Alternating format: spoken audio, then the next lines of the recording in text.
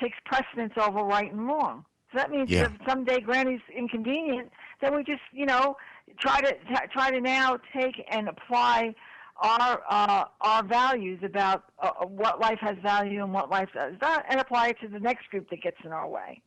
Yeah. And So that's instead really of the box crux cars, there'll of probably be city buses. right, right. So it's not really about whether we like Nancy Pelosi's gavel, and it's not really about whether John Bonner or whatever bonehead we like to call him has a tan. And it's not really about the fly that lands next to Obama's nose on occasion in the East Room. It's about the battle that's going on, that's a spiritual battle that's Yeah. manifesting itself in the physical realm through politics in this country. And if Yeah. Christians don't want to open their eyes to that, they're going to find themselves in a very, very uncomfortable situation where they're going to be wishing they were a little bit more active in A, knowing what's going on, and B, speaking out against it for righteousness' sake. Yeah. It's interesting that you even talk about that aspect, because when I consider conservatism for the longest time, that it was always, and a lot of people would get offended that conservatives basically say that they have God on their side, and there's a lot of things that we can say that would probably be faith-based that you could find in the conservative party. But one of the things that as you like you said, we talk about this issue of right and wrong and these issues on the spiritual matter, and I find it really interesting that now with the GOP basically now running the running Congress, that now we have all these things that are coming out, that are coming to light about the GOP, and like, so I was calling it the deconstruction of the GOP, is because of the fact that now we're going to find all these nitpicking things that are going. So if there was anything of value, anything of truth, anything of morality that ever could be found in the GOP, it's all going to be stripped away within the next 2 years, so that the American people who are too blind to recognize that they're being played, that they won't care whoever they put in, because the person who comes into the office in 2016 most likely will be a person of convenience rather than the person who truly can actually bring in any kind of hope or encouragement to this nation, if that makes any sense. No, it makes a lot of sense. And the thing of it is like what I had said to you before, is that what we have is a remnant. Really, like on all levels, we have a remnant of people on the earth, and we have a remnant of people now in Congress. And we have a small handful of faithful conservatives who are actually representing the voice of the American people. Yeah. That in the last election had something to say, but are being ignored. Okay, Yeah. and they're being pushed to the side by the rhinos. You know, who I have no. Listen, I don't. I don't have any um, patience for hypocrisy, Yeah. injustice, or lies.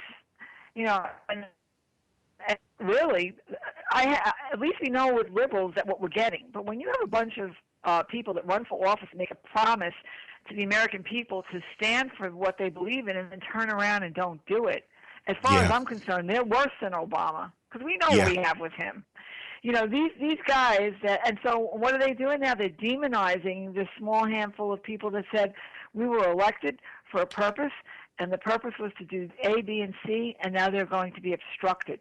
Okay, Yeah.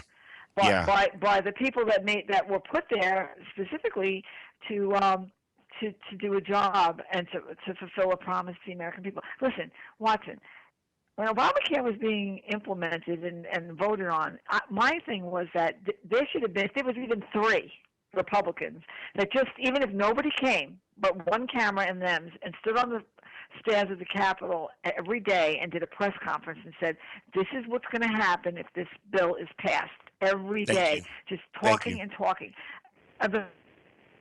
Eventually somebody somewhere would have picked up on it and said and gotten it out, but they didn't. It's the same exact thing with the immigration situation.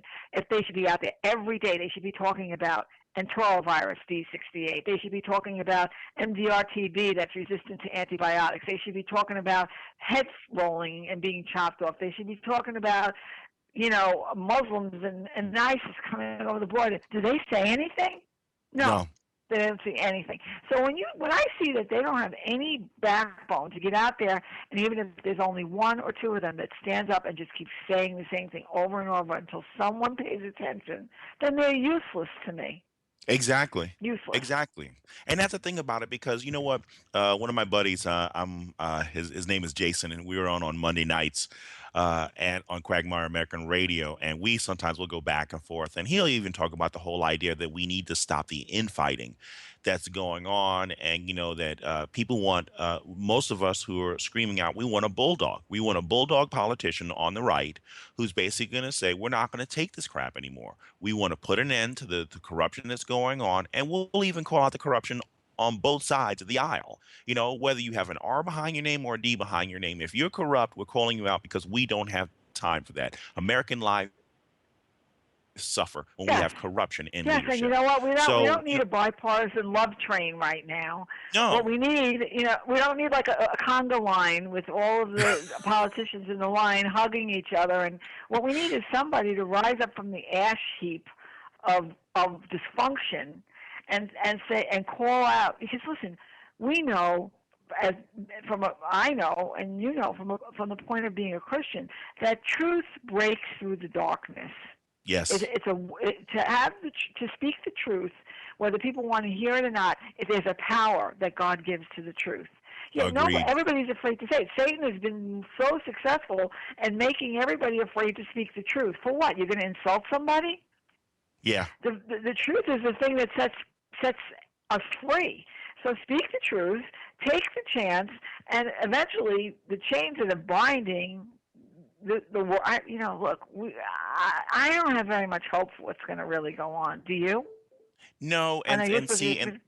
because you bring up something interesting here is because yeah, we do need that voice that's out there. They blew all those different opportunities that were going on, and what are we going to be focusing on for the next 2 years? Oh, so we started off last year with, one of the Republicans met with white supremacists. Then we go over to the fact that okay, we've got Boehner just reelected. Then we move over to the fact that we've got Jeb Bush running. Now we have to deal with Bob McConnell out of Virginia being sentenced for 2 years for his corruption and everything like that. Again, this consistent painting. So Jeannie, when the people, if there is a voice that's going to rise up, that's going to try and start hitting and saying these truths, you're going to have the mainstream or the lamestream media that I like to call them, the lamestream media out there basically combating the truth that's coming out there because they're going to do the best that they can to paint this dark and dreary picture of the Republican Party and of the conservatives who are now in control of Congress. But even I and don't one of care.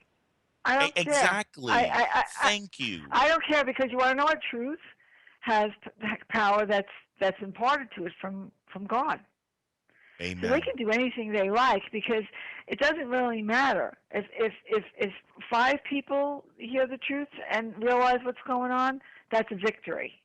Okay, Yeah, because we're not gonna bring in an army of people. They're just not going to ever come. People don't like the truth because in order to accept the truth, you have to look at them in the mirror and and and and admit your own failures as either a human being or whatever. So people correct. generally will oppose truth because they means they have to change. Nobody really Yeah, wants. They want hope and change, which means nothing, but they don't want real change, like godly change. So they will. But out of 10 people, if 2 people respond to the truth, that's a victory. yeah. And You know? so that and I'm sorry, Jeannie. That's No, the reason why I go. brought up. You heard the thing I was talking about earlier about that studies about the white cops and fearing the whole aspect of taking a little bit longer to actually shoot black suspects who are armed. I heard that. Um, Yeah. I kind of equate that to what you've been talking about right now as well. Is that there are people, that, and it's so unfair that most people who need to speak out and share the truth that needs to be said, like you have feverishly done for so long, is that people don't want to basically say what needs to be needs to happen because they're fearing the consequences of actually getting out there and sharing the truth. So basically, being trigger shy on sharing the truth because you don't want to appear as the person who's beating down on the black president, the poor black guy in the office who people hate him because of the I color of have his skin absolutely instead of no, his no. incompetence level. I don't care. People can call me anything they want. I have a picture in my living room of Booker T. Washington. People come in and go, "Who's that?" Like I'm like, "That's Booker T. Washington." You can call me anything you want. You can call me a racist, call me whatever you want because I don't agree with this. Now I don't care if he was purple with green polka dots. It has nothing to do with his color. Yeah. Well, he needs to spend an afternoon reading like Up from Slavery and find out what a real man of character is about, what true bravery is about, where a person who is a slave and doesn't have not one iota of bitterness in their heart, but can move forward and be an inspiration to others. That's what the black community needs that have been pushed around by these race hustlers. Yeah. They need to spend the afternoon, a couple of do a course on Booker T. Washington and find out what it means to really succeed and to have character. But nobody wants anybody to hear anything about that because then they can then the race hustlers can't do what they do anymore. They can't use these people for their own advantage. The thing of it is I don't get it honestly. Maybe you could explain it to me. It's like what are these people thinking? They don't see. Are they that blind to how they're being used and manipulated? It doesn't. I can't. Well, well, I'm not black, so I don't know. I'm gonna go. I'm gonna go with something you were saying earlier, and it's from the aspect of it being a spiritual issue. Remember, I think it's in Second Corinthians chapter 4 that says the God of this world has blinded the eyes of the people so that Yeah, they can't see the truth.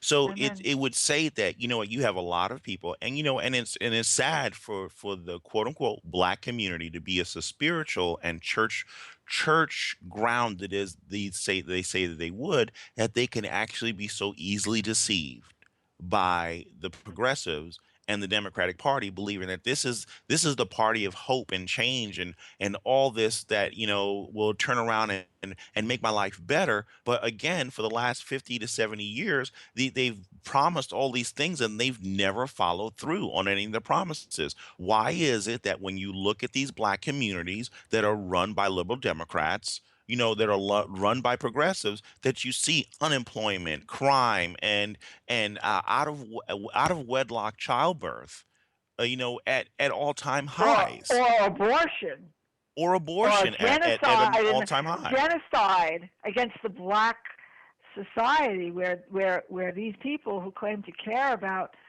black people are murdering their unborn in uh, you know shocking, stunning numbers. Yeah, It's what was it? it's 80 was it 80% of the black kids? I mean, 80% of the kids aborted in New York last year were black or something like that. something like that, 70 something percent. Like, and what's the percent? I mean, what is it? 15% of the population is black, and even if it was 36% of the abortions or 50% of the abortions are black. I mean, that statistically, that's a tremendously outrageous number. So, oh gosh, Jesus, could you please come back now and get us? Thank you,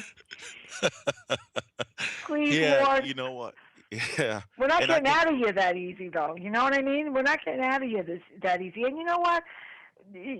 As for the Christians, Jesus got people so aggravated by what he said, they crucified him. Hello? yeah, We yeah. can't even, we're afraid of our own shadows.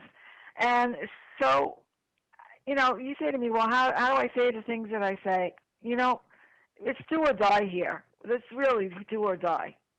I mean, Yeah. I used to, way back before I used to teach scripture, and that's what I had shared with you before. It's like the part of what people need, I think, is um, individuals that can share concepts with them through, if humor is needed, humor, but, analogies, almost like Jesus spoke, to make an analogy between what's going on and something they can relate to so that they can really get a grasp on what's really going on. Like for instance, I have an article that I wrote for Live Action News. Jeannie, can you hold that one as we go to the break, and then you can come back on that article when we come back from the break? Sure. Oh, please hold that thought. Don't forget it, and everybody, please do not turn your stations or computers off. Talk to you soon.